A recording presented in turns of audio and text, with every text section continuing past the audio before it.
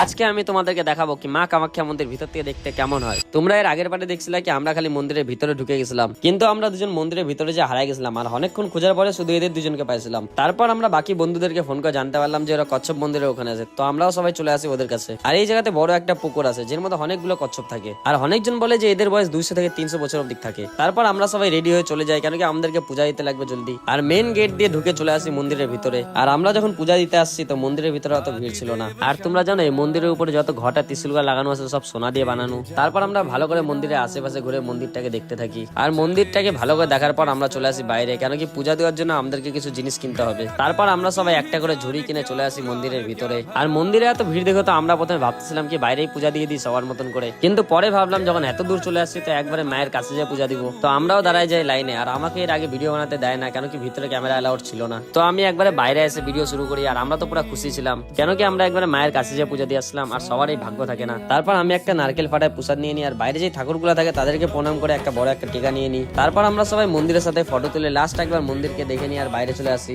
আর যখন আমরা পাহাড় থেকে নিচে নামছিলাম তো এত কাছে পাহাড় দেখে মনে হচ্ছিল আমি বাড়ির কাছে কার্সিং এ চলে আসছি। তারপর ফাইনালি আমরা চলে আসি আমাদের রুমে। আর আমরা 3টা রুম ছিলাম, যের থেকে 2টা ছোট ছিল আর একটা বড়। তো এতটাই ছিল আমাদের শিলিগুড়ি টু কামাখ্যা ট্যুর। তোমাদের সাথে দেখা হবে এরকমই কোনো অন্য ভিডিওতে, তো আমাকে ফলো করে নাও।